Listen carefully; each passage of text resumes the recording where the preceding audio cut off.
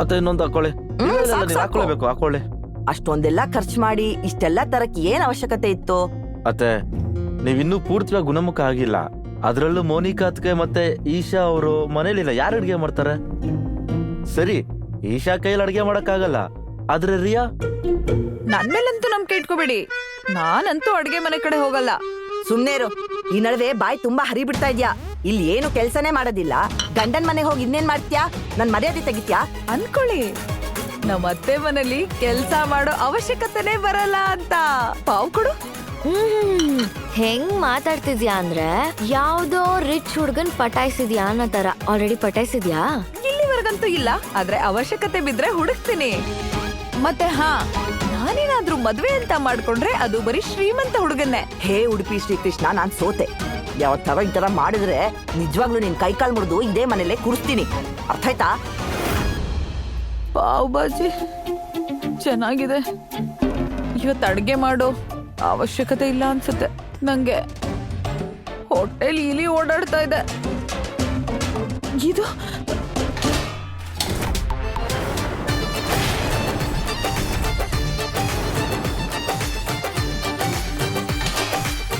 ಏನಾಯ್ತದ್ಗೆ? ಏನಿಲ್ಲ, ಅನ್ಕೋತಿದ್ದೆ ಪಾವ್ ಬಾಜಿ ತಿನ್ನೋಣ ಅಂತ. ಮತ್ತೆ ತಿಂತೀರಾ? ಆದ್ರೆ ನೀವ್ ಪಾರ್ಟಿಗೆ ಹೋಗಿದ್ರಿ ಅಲ್ವಾ? ಹಾ, ನೀವು ಸೂರಜ್ ಜೊತೆ ಇದನ್ನ ನೋಡುದ್ನಲ್ಲ ಗುಲಾಬ್ ಅರಮನೆಯಲ್ಲಿ, ನೀವಲ್ಲಿ ಪಾರ್ಟಿಗೆ ಹೋಗಿರ್ತೀರ ಅಂದ್ಕೊಂಡೆ.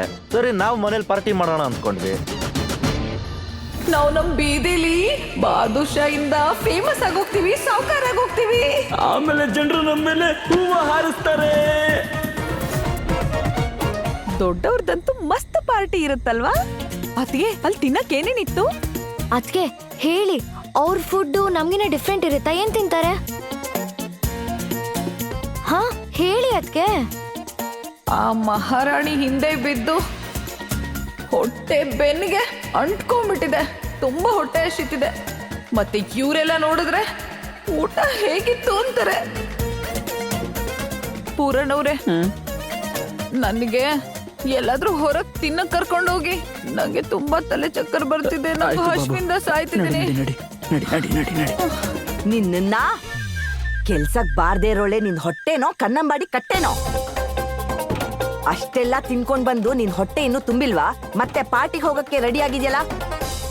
ಇಲ್ಲಿ ಬಿದ್ದಿರೋ ಪಾತ್ರೆ ಪಗಡೆಗಳನ್ನೆಲ್ಲ ಯಾರ್ ಕ್ಲೀನ್ ಮಾಡ್ತಾರೆ? ನಿನ್ ಅಮ್ಮ ಬಂದ್ ಮಾಡ್ತಾರಾ? ಹಾ, ನಡಿ.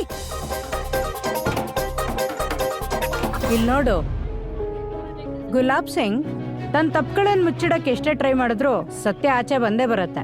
ಅವ್ರ ಮಗಳು ಈಶಾ ಮುಂಚೆಯಿಂದನೂ ಯಾರ ಜೊತೆನೂ ಅಫೇರ್ ಇತ್ತಂತೆ. ಮತ್ತೆ ಗುಲಾಬ್ ಸಿಂಗ್ ಅವ್ರಿಗೆ ಇದು ಇಷ್ಟ ಆಗ್ಲಿಲ್ಲ. ಅದಕ್ಕೆ ಅವಳ ಮದ್ವೆನ ಒಬ್ಬ ಗೂಂಡ ಜೊತೆ ಮಾಡಿದ್ರು, ದುಡ್ಡಿಲ್ದಿರೋ ಹುಡುಗನ ಜೊತೆ ಮದುವೆ ಮಾಡಿದ್ರು. ನಿಂಗ್ ಗೊತ್ತಾ, ಇಶಾ ಹೋದ್ಮೇಲೆ ಗುಲಾಬ್ ಸಿಂಗ್ ಮನೆಗೆ ಎರಡೆರಡು ವಿಷಯದಲ್ಲಿ ಒಳ್ಳೇದಾಗಿದೆ. ದೊಡ್ಡ ಸೊಸೆ ಅಮ್ಮ ಆಗ್ತಿದ್ದಾಳೆ, ಚಿಕ್ಕ ಹುಡ್ಗನ್ಗೆ ಕಾಲ್ ಬಂದ್ಬಿಟ್ಟಿದೆ. ಅವಳು ಯಾವಾಗ್ಲೂ ಅವಳಿಗೆ ಇಷ್ಟ ಬಂದಂಗೆ ಆಡ್ತಿದ್ಲು. ಅವಳು ಈ ಮನೆಗೆ ಒಂಥರ ದರಿದ್ರ ಇದ್ದಂಗೆ. ಕರೆಕ್ಟಾಗಿ ಹೇಳ್ದೆ. ನಿಂಗೊಂದು ವಿಷಯ ಗೊತ್ತಾ? ನಾನು ಕೇಳ್ಪಟ್ಟಂಗೆ ಈಶಾ ಅವ್ರ ಅಮ್ಮ ಚಿಕ್ಕವಳಿದ್ದಾಗ ಯಾರ ಜೊತೆನೋ ಓಡೋಗಿದ್ಲಂತೆ. ಮತ್ತೆ ಅಮ್ಮ ಇದ್ದಂಗೆ ತಾನೆ ಮಗಳೂನು, ಅವಳು ಯಾರ ಜೊತೆನೋ ಓಡೋಗ್ಬಿಟ್ಲು. ಸಾಕ್ ನಿಲ್ಸಿ. ನಿಮ್ಮಂತ ಜನಗಳು ಯಾವಾಗ್ಲೂ ಚಿನ್ನನ ಹಿತ್ತಾಳೆ ಅನ್ಕೋತೀರ. ನಿಮ್ಗೆಲ್ಲ ಈಶಾ ಅವ್ರ ಬಗ್ಗೆ ಏನ್ ಗೊತ್ತಿದೆ ಹೇಳಿ? ಸುಮ್ಮನೆ ಬಾಯಿಗೆ ಬಂದಾಗ ಮಾತಾಡ್ಕೋತಾ ಇದ್ದೀರಾ. ತಪ್ಪನ ಎಲ್ರೂ ಮಾಡ್ತಾರೆ, ಆದ್ರೆ ಅದೇ ತಪ್ಪಿಟ್ಕೊಂಡು ಅವರಲ್ಲಿರೋ ಒಳ್ಳೆತನನ ನಾವ್ ಯಾವತ್ತೂ ಕಡೆಗಣಿಸಕ್ ಹೋಗ್ಬಾರ್ದು. ಅವ್ರ ಕ್ಯಾರೆಕ್ಟರ್ನ ಜಡ್ಜ್ ಮಾಡಬಾರ್ದು. ಅವ್ರ ಕ್ಯಾರೆಕ್ಟರ್ ಬಗ್ಗೆ ಇವಾಗ ಏನ್ ನೀವೆಲ್ಲ ತಪ್ಪಾಗಿ ತಿಳ್ಕೊಂಡು ಇಲ್ಲಿ ಮಾತಾಡ್ತಾ ಇದ್ದೀರಲ್ಲ, ಅವ್ರು ಆ ಥರ ಅಲ್ಲ. ಗೊತ್ತಾಯ್ತಾ ನಿಮ್ಗೆ?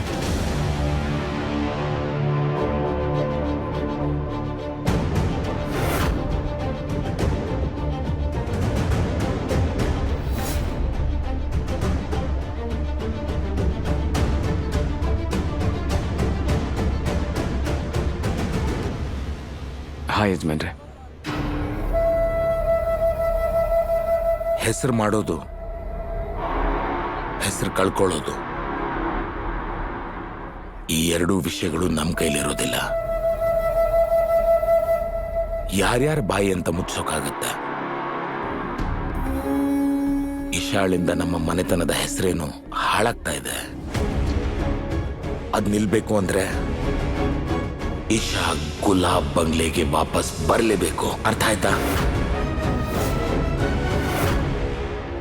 ಸರಿ ಯಜಮಾನ್ರೆ, ಎಷ್ಟು ಬೇಗ ಅವ್ರನ್ನ ಈ ಮನೆಗೆ ವಾಪಸ್ ಕರ್ಸ್ಕೋಬೇಕು ಅಂತ ನೀವು ನಿರೀಕ್ಷೆಯಿಂದ ಕಾಯ್ತಾ ಇದ್ದೀರೋ ಅಷ್ಟೇ ನಿರೀಕ್ಷೆಯಿಂದ ನಾನು ಅವ್ರನ್ನ ನಮ್ಮ ಮನೆಯಿಂದ ಕಳಿಸೋದಕ್ಕೆ ಪ್ರಯತ್ನ ಪಡ್ತಾ ಇದ್ದೀನಿ.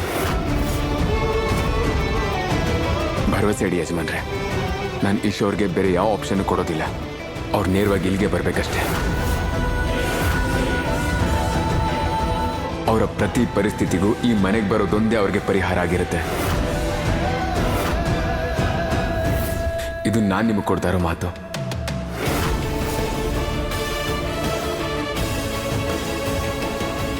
ಸೂರಜ್, ನಿಂಗೆ ನಿಜವಾಗ್ಲೂ ಏನು ಅನ್ಸಲ್ವಾ? ನಾನು ಒಂದ್ ವೇಳೆ ನಿನ್ ಜೀವನದಲ್ಲಿ ಇಲ್ಲ ಅಂದ್ರೆ